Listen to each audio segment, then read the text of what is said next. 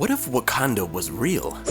What if it was similar in size to Manhattan and had thriving businesses and residential districts that would forever alter the face of its country? What if I told you this was being built from scratch right now in Nigeria, in Africa? On this episode of Built a Billion, we dive into this billion-dollar development project that has been the subject of much discussion for many years.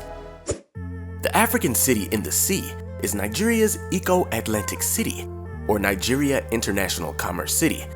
It's being built on Victoria Island next to an overcrowded Lagos, Nigeria, that is expected to become the largest city in the world by 2100 with 88 million people. Despite constant erosion and its overcrowding, the Nigerian government is pushing for Lagos to become the financial and economic center of the entire continent. And they have a plan to do it. The plan, making an island appear out of thin air. The 10 square kilometers of land is being reclaimed from the Atlantic Ocean, which will extend the coastline more than 2 kilometers offshore, making it 40% larger than the existing Victoria Island. Construction was offered to China Communications Construction Group, who specialize in marine dredging and landfill operation, and a total of 91 million cubic meters of sand will be used to construct the base of the city. Work first started in 2008, but it took 5 years to ensure enough land had been reclaimed to start building actual infrastructure. 10 new city districts will then be constructed on the reclaimed land, providing commercial, residential, and recreational amenities and homes to 250,000 residents, with an expectation of 150,000 visitors every day. With this being said, it's not hard to believe that the Eko Atlantic project has become one of the most expensive real estate locations in Africa. The city will be centered around Eko Boulevard, a 2-kilometer long road that is supposed to be the equivalent of New York's Fifth Avenue. Eko Atlantic aims to be the showpiece of the entire continent with its own drainage, fiber optics, power, and water that will offer state-of-the-art infrastructure to its constituents.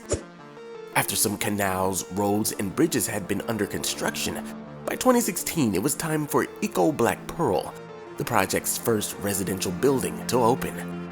Since then it's been joined by the Eko White Pearl. Then there's the Azure Peninsula, that will be home to more than 120 luxury apartments and plenty of amenities. This sounds great, but with no protection, Eko Atlantic will be destroyed in no time. But the developers have a solution for that, and it's called the Great Wall of Lagos. But before we get into that, if you love to hear about all the mega projects of the world and you're enjoying this content so far, please subscribe to the channel and help us reach our goal of 1,000 subscribers. It'll really help the channel out. Now back to the video. Lagos's position in the ocean means that the land that was reclaimed had to be engineered to withstand the extremes of nature. In order to build this extraordinary piece of land and protect it against the worst of storms, engineers are constructing what has been called the Great Wall of Lagos. This wall will be 8 kilometers long and 45 meters wide, rising 18 meters above the ocean floor to protect the new makeshift coastline. The wall is made up of 10 layers of rock and concrete, giving it the ability to withstand a once-in-a-millennium storm. But the real strength of the wall comes from more than 1,000 concrete blocks, which form its visible top layer. They weigh 5 tons each and are molded with a special concrete mix that eliminate the need for steel reinforcement, which would deteriorate over time in the ocean. The blocks interlock with each other and create a unified structure that can withstand the strongest waves. The wall creates a lagoon that's filled with sand from the ocean floor, which creates even more land for developers to construct Eko Atlantic on. The Eko Atlantic project is being carried out as a public-private partnership, with private investors providing funding and the government serving as an important partner.